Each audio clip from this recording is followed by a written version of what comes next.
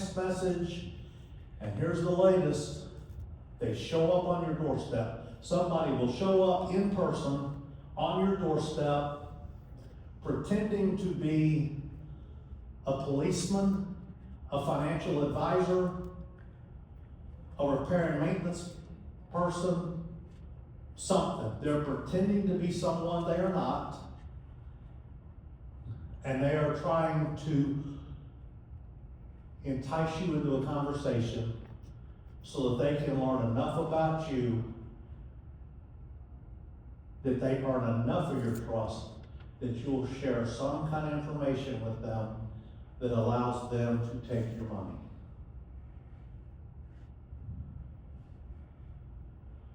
So let's talk about some rules of the road. One thing that people do is they pretend to be the IRS. So let's talk about the IRS. Well, how does the IRS contact you? If the IRS wants money, how does the IRS contact you? Do they call you? The IRS will never initiate contact with you via phone call. They will not do it. Am I saying the IRS will never call you? No, that's not what I said. But they will never initiate contact with you via phone call. The IRS always initiates contact with you via a letter. It'll look something like this thing on the left-hand side. The IRS will initiate contact with you via letter. They will ask you to contact them. If you need to contact the IRS, this is not the week to do that. While the government is shut down, I had to call the IRS yesterday. I was on hold for 45 minutes. That the agent finally picked up. Within 5 minutes, I was disconnected. I called them back. I was on hold an hour and 15 minutes. The agent answered the phone. Within 15 seconds, I was disconnected again. And I went, Thomas, I don't think the IRS is working. During the government shutdown, I don't think they're working. At least the phone system isn't working. But just keep in mind, they won't contact. In rare instances, the IRS will show up at your front door. But that is extremely rare, and it's not going to happen until they get back to work. Okay? So if they show up today, it's not the IRS. How does law enforcement contact you? Law enforcement isn't going to call. But is law enforcement going to show up on your front desk, or on your front doorstep? Oh, they might. But they're not going to be offended if you pick up the phone and call the police department or the sheriff's department and ask them if they have somebody at your front door. If you look outside and you don't see a police car, that might not be a policeman. Please call. Okay?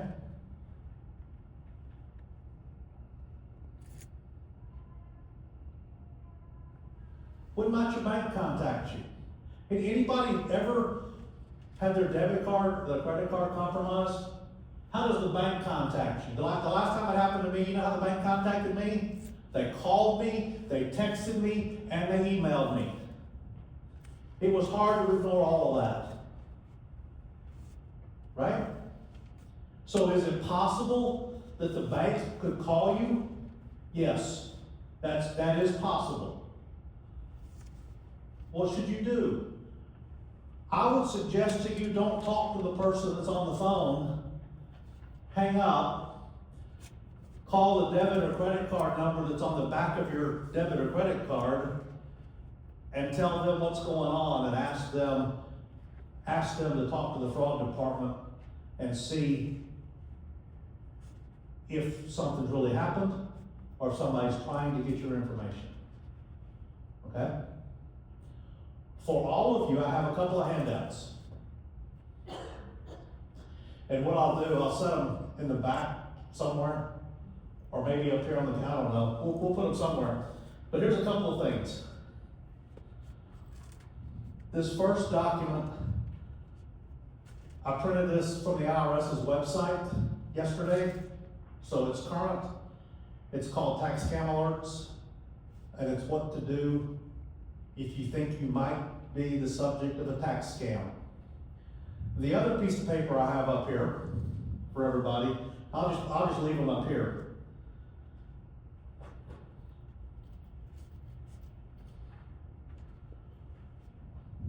It's a chart for you to fill out. Has a place for your bank account numbers, your bank's phone number, your credit card account numbers, and the number to call on the credit card. There's a place at the bottom for you to write your driver's license number, your social security number if you want to. If you fill out all this on this piece of paper, what should you do with this? Carry it around in your purse? No. Lock this up somewhere.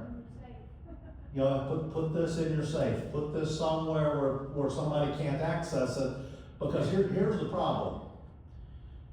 If you feel like you have fallen victim to a fraud, now we have a hard time thinking straight of who do we need to contact. Well, if you fill this out, this gives you a single point of reference. Go find this, and you can start making phone calls to shut things down and stop this. This also gives you where to go from a federal or local standpoint to report fraud and just kind of things to do, okay? So I'll leave these up here also. You're welcome to take one.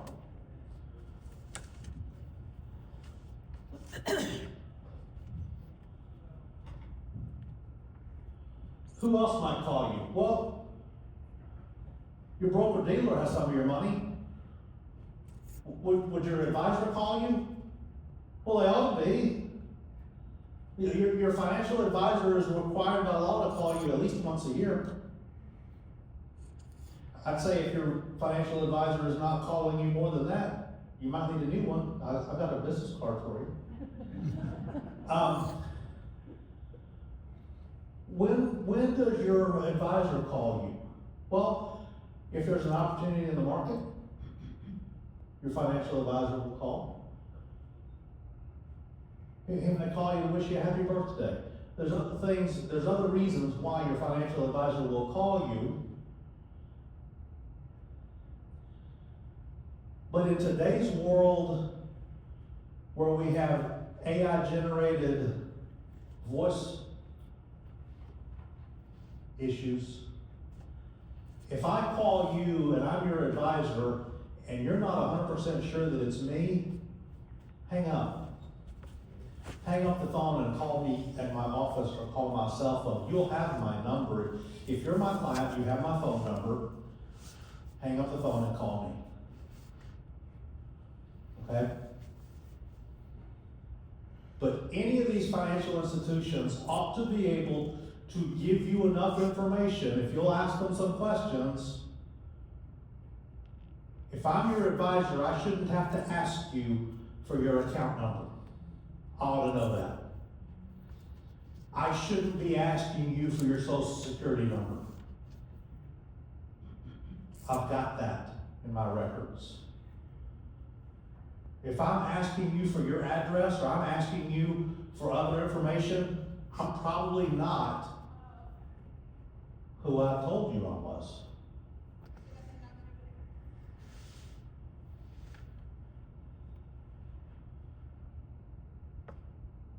Understand that if I'm your advisor and I call you and you are not 100% convinced that I am who I said I am not going to be offended for you to hang up the phone and call my office. That's not offensive to me. We have always thought it's rude to hang up on somebody. We've been taught that. From a very young age, we've taught that. In today's world, we need to learn some of these lessons. I will not be offended. Your advisor will not be offended if you hang up the phone and call their office back and just say, I'm sorry, wasn't 100% sure that was you. I wanted to make sure I was talking to my advisor.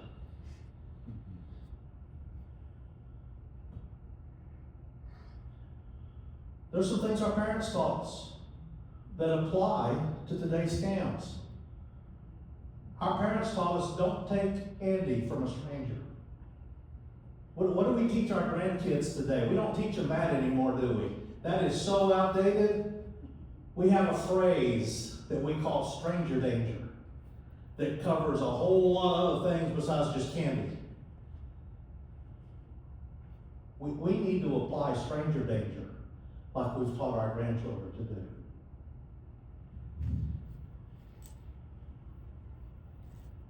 One of the things that my father taught me, son, don't ever feel pressured into buying anything. What's the example that we all heard used? The used car salesman. Right? If the deal is so good that it's only good for right now, you probably don't need to spend your money. That may be true, but my dad said, well, always be willing to walk away from a deal. Something better is going to come along. If it's not good tomorrow, you don't need it that badly today. If it seems too good to be true, my dad used to always say, if it seems too good to be true, it probably is. I think pretty much we can strike out the word probably these days. If it seems too good to be true, it is. And then one thing that my mother always taught my sister, if a boy stands you up for a date, don't marry him. Dump him. Done. One time, one chance. If he's going to be late, he can call. That was before the days of cell phone. If he's going to be late, he better call. The Social Security Administration has 4 Ps. They've developed this as a way to help us avoid fraud scams. The 4 Ps. Pretend, problem, pay. Pretend. Our fraudster pretends to be something he's not, or someone he isn't. He contacts you and he's pretending something else. He's going to present to you a problem that you can solve right now in general, but you've got to solve this right now or disaster's going to strike, and he's going to pressure you into paying him. The 4 Ps. Pretend, problem, pressure, pay.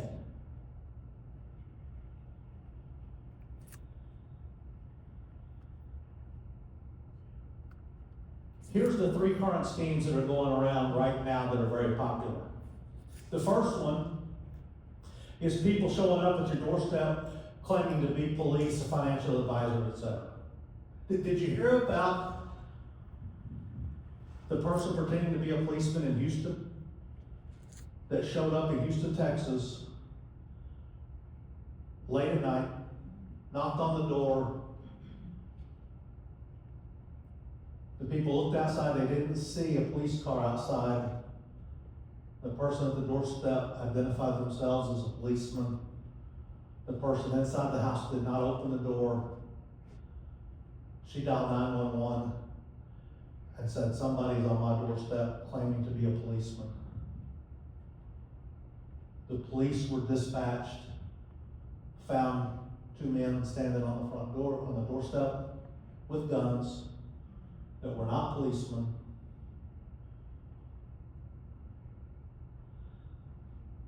And the resident was able to avoid something disastrous just because she wanted to check out the identity of the person claiming to be a policeman. Here's another scam. You get a phone call from someone who's claiming to be a customer service agent at a bank. And they call you and they say, Mr. McDonald, we think that you may have been the victim of a fraud. Ah, really? Mr. McDonald, did you make these charges? And they give him 3 fictitious, no, I didn't do that. Yeah, it sounds like you might have been the victim of a fraud. Let me have somebody from my fraud department call you. And the first person hangs up. And within a few minutes, somebody else calls. Mr. McDonald, I'm J.P. Goble with the fraud department of your bank. I understand you might have been the victim of a fraud. Let me get some additional information from you and see if in fact you might have fallen victim to a fraud. Mr. McDonald, did you make these 3 charges? No, I didn't do that. Mr. McDonald, I'm afraid you might have fallen victim to the fraud. I need somebody else to talk to you that can protect your assets while we work to make sure that you don't lose anything. I'll have somebody else contact you shortly. And the second employee hangs up, and within a few minutes, the third person from the bank calls. Mr. McDonald, I'm Sally. I'm in the asset protection division of your bank. I'm sorry to hear that you have been the victim of a fraud. I'm here to make sure we protect your assets. I'll just need some information from you so that we can make sure that we protect your assets and nothing else happens. Let's start. Tell me how many accounts you have with us. I want to make sure we protect all of them. Give me the account numbers. I'll need your social security number. Well, the third person that's called Mr. McDonald might have built up enough trust that he might provide that information.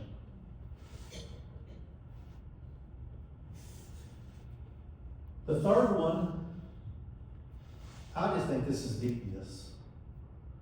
The third one involves you receive a package for something you didn't order. And this package arrives on your doorstep. And you bring it in the house and you open the package. And the package has a QR code on it. And you're looking, there's no return address. You don't know what, and so we think, well, my wife must have ordered this. And then I look, and no, it said anything she ordered, not anything I ordered. Well, let me scan this QR code. And we scan that QR code, and all of a sudden, now we have opened up a gateway to our information to somebody who has sent us something where they're intending to get back something of a whole lot more value than whatever it is that arrived on our doorstep that we didn't order. So let's just talk about a few of these things. If somebody arrives at your front doorstep, and the first thing we ought to do is verify that they are who they say they are. If they're a financial advisor, you ought to be able to call his company and verify that somebody is walking your neighborhood trying to collect names of people he wants to talk to. That shouldn't be offensive to anybody. But when I started in this industry several years ago with Edward Jones, you know what Edward Jones had us do? Walk neighborhoods, knocking on doors. I'm not trying to tell you that that person is not a financial advisor. I'm just trying to say, to protect the money that you have, you need to verify that indeed he is a financial advisor. It's not a big deal to call the local Edward Jones office and say, hey, there's a guy named J.P. Goble out here walking around my neighborhood. He says he's an Edward Jones advisor. Is that true? And somebody will be able to tell you if that's true or not.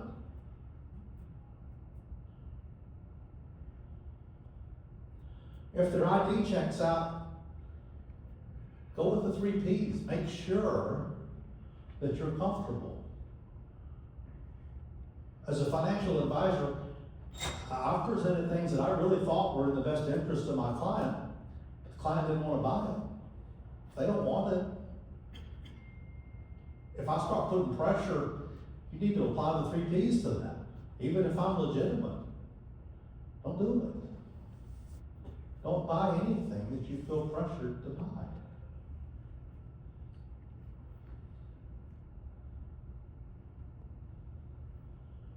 Three different people from the same thing. I think this is a little bit more ingenious and probably a little bit easier to fall for. But it does require that we set aside our common sense and that we don't call the bank and make sure that whoever's calling us is legitimate.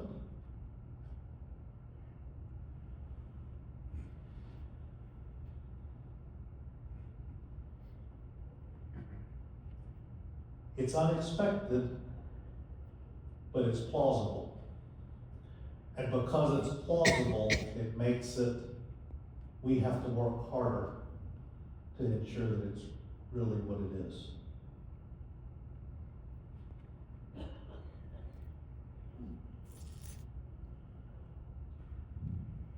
At my house, a couple months ago, I don't know why, but all of a sudden, one night at 10:30 at night, our doorbell rang. My wife and I are sitting in the living room watching TV, and the doorbell rings. And we go to the door, and there's a grocery sack from Walmart. And it's got multiple packages of Q-tips. And a couple of cans of canned soup and a can of pork and beans and some other stuff. It's all just one sack. But we didn't order it. And there's no shipping label. I mean, it was like Walmart home delivery. So the next day, my wife takes the or my wife just goes door to, she doesn't take the package, she goes door to door to our neighbors and says, did any of y'all order something from Walmart? Nope. She checks our entire code. There's only 8 houses on the block. She checks all 8 of them. Nobody on our code ordered anything from Walmart.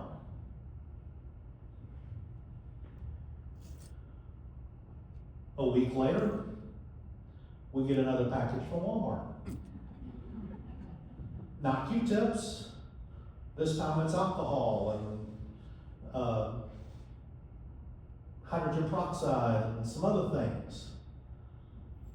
My wife is like, this has got to come from the Walmart in Cordova, down the street from where we live. So she takes it to Walmart's customer service and says, I'm Peggy Goble. This is the second bag of groceries I've received from Walmart. I assume it came from this Walmart.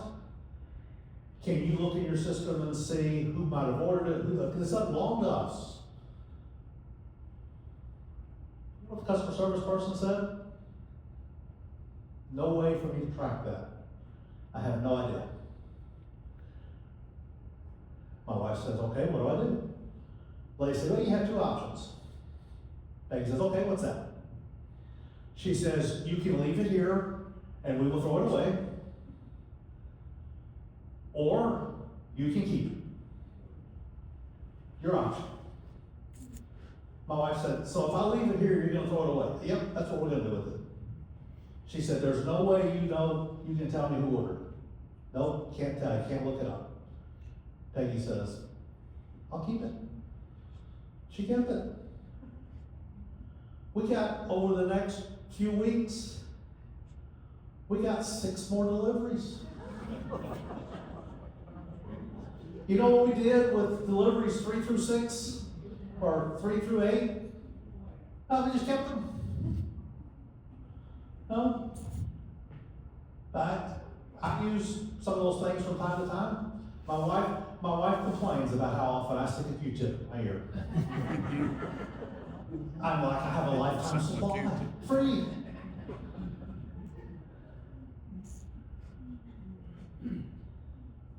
If you didn't order it, you have no obligation to return it. Do not scan a QR code. Trying to be a good Christian and wanting to give this back from whence it came.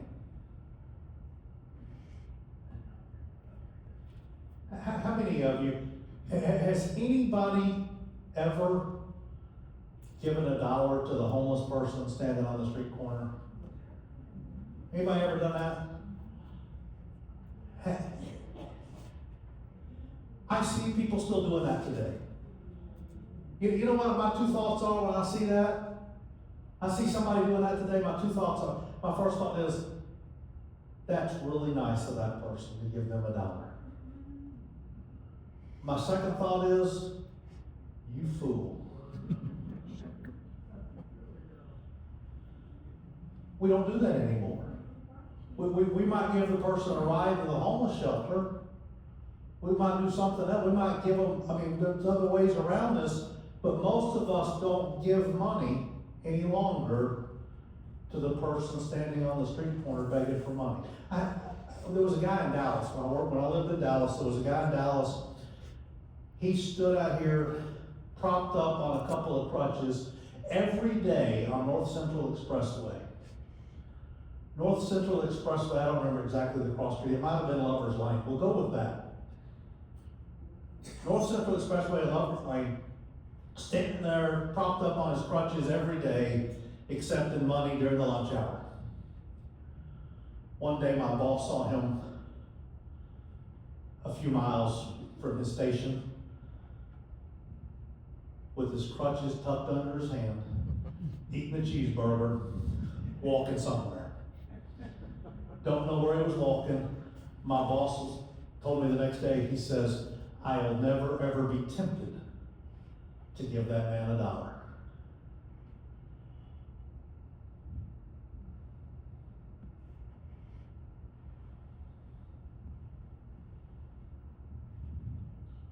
One more personal story, and then I'm almost done. A couple of weeks ago, my wife got an email. She opens the email. The email says, Dear customer, we have received your $500 payment for your internet security subscription for the next year. If you believe we have received this money in error, you may contact us at, and it gave 2 phone numbers. I'm going to tell you, don't call those people. My wife called the first number. When nobody answered, she called the second number. She called the second number, and somebody answered. Hello, this is Abdul. My wife's name is Peggy. Y'all seen the Capital One commercials with Peggy, right? I'm sure this didn't happen, but in my mind, when I tell this story, I'm thinking, my wife answers back, this is Peggy. Abdul says, so your name is Peggy? Peggy, how can I help? My wife says, I've got an email from you that says that you have received my $500 payment. He said, oh yes. That's good. Thank you for your payment. She goes, yeah, I don't really think I intended to do that. He says, what do you want to do? And she says, well, I think I want a refund of that $500. Cool. He says, oh, I can do that. Happy to do a refund. I need some information from you first. She says, okay, what do you need? He goes, let's start with your social security number. Silence. My wife is telling me this story. My stomach is knotting. The man says, Peggy, are you still there? And she says, yes, I'm still here. He says, Peggy, what are you doing? She says, I'm thinking. He says, Peggy, what are you thinking about? She says, I'm thinking about whether I want to give you my social security number or if I want to give your name to my husband who works for the FBI. Click. Now that's a funny story. But here's the problem. My wife told me last night when I got home, she goes, you know what, ever since I called Abdul, I am getting bombarded with emails. I am getting more and more texts from people trying to take money from me.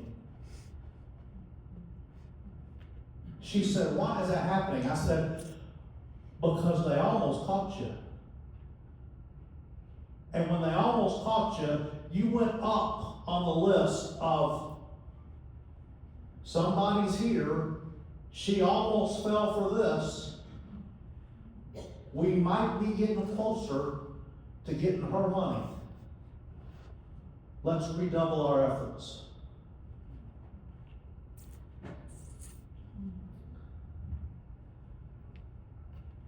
Don't do it. I said to her, be careful. In my mind, I said to her, guys, I've been married this time for 12 years. Men, y'all understand, I don't always say what I think. Some of you men are laughing too hard at that. You need to be sitting on the couch tonight. I will too if you show this video. But in my mind, I'm thinking, when you called Abdul, the punishment for that is you're going to get more of these. You're going to have more opportunity to fall victim to fraud. A long time ago, when I worked in industry as an accountant, we had a young lady who was a clerk in our AP department, and she was taking checks that were intended for vendors, and she had a friend that worked at a bank. And she would take these checks and she would take them a 2.5-hour drive away to her friend at the bank who was a teller at this bank out of town. And this teller friend would cash these checks made out to these vendors. It took us a while to figure out what was going on. But once we figured out what was going on, it wasn't long at all until our AP clerk was arrested. And you know what my company didn't want to do? We didn't want to tell anybody what had happened because we were afraid that our vendors would think less of us. In the financial industry, when these frauds started happening, the financial institutions took the same approach. They didn't want to tell anybody because we were afraid it would create a panic among our clients, that the clients would see the financial institution as unsafe and move their money. And we did that for a while. Eventually we realized this is too big of a problem and it's affecting every financial institution. And so now the financial institutions are taking a different approach of we're talking about it openly with our clients because we need your help solving this problem. We can't do this all by ourselves. We've got to have your help making sure that you hang on to your money. And so what we have been doing for years now is talking about the latest scams and what goes on. For those of you in the room that are Christians, the Bible talks about all these sins in the New Testament. Is there anything new? Is there a new sin? No. There's just different ways to approach all the old sins. Well, the same is true of these frauds. Is there a new fraud? No. There's just different ways of going about it. And so, my purpose today is to try to say, let's slow down. Don't feel pressured. If you see something that appears too good to be true, it probably is. Talk to your friends. Talk about it. See if anybody's heard of it. Share what the latest things you are seeing are. Because none of us are seeing things different. We're all seeing the same stuff. We see the same things. But we have to take a different approach. We can't just say, okay, I'm ready for that one. If that one comes to me, I know how to deal with it. We all know how to deal with the email we get that tells us we have inherited $1 million from our long-lost friend in India that we've never met, and all we have to do is pay $1,500 in transfer fees to collect our $1.5 million. Right? We all know that, right? None of us are falling for that. When's the last time we got one of those? It's been years. But it's the same thing. It's a different iteration of the same thing. So I have tried to outline a way, a methodology to say, identify the person, make sure they're who they say they are before you move on. If you look more like Bill Belichick than you do Tom Cruise and somebody's hitting on you, they might be after your money. Well, Tom Cruise has money too. I might need to redo that analogy. Remember how the IRS, how financial institutions, how police, remember how they will contact you. Remember the things our family taught us. Don't take candy from a stranger. If it looks too good to be true, it probably is. Don't feel pressured into buying anything. And keep in mind the Social Security Administration's 4 Ps. Pretend, problem, pressure, pay. Finally, talk to your friends. This is a close-knit community. Share these things with them. Anybody have any questions? Questions, comments, cheers, or jeers? Yes, ma'am. Do you have a phone number that can block? How do these people, like this week I got a call from Jamaica. I was not stupid enough to answer that. And Washington DC and all these other places. How can we stop that? The problem is there still is the national do not call list. All of us are on there. But the fraudsters are ghosting these numbers, and I'm unaware of any way we can just block that. But I'll tell you what I do, and I'm not suggesting that you all do this, but this is what I do. If you call me and if you're not in my contact list, I don't answer the phone. And that makes it easier, but you still have to deal with the phone call. But I don't have a good silver bullet answer for that. Just don't answer. If you call me and you got my contact list, please leave me a message. I will call you back. But if you don't leave me a message, I know that you weren't really looking for me. Yes, sir. I think there's a new one out there. We received a bill for $7,000. 700. It was still $7,000. Whatever. For services, for a hospital visit that we weren't even here for the hospital visit. None of the dates matched.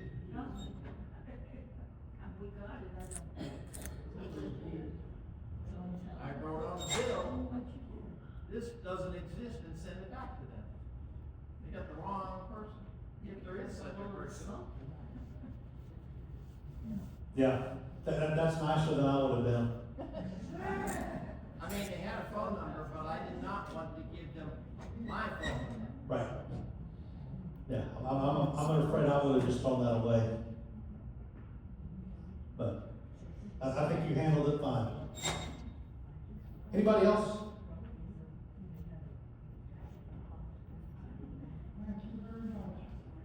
All right, I've got these 2 handouts. I'm gonna leave them up here on the stage. If any of you are interested in them, we'd love for you to take those. If you need, if you have private questions, we're happy to talk. So, thank you very much, Randy. I'll turn it back to you.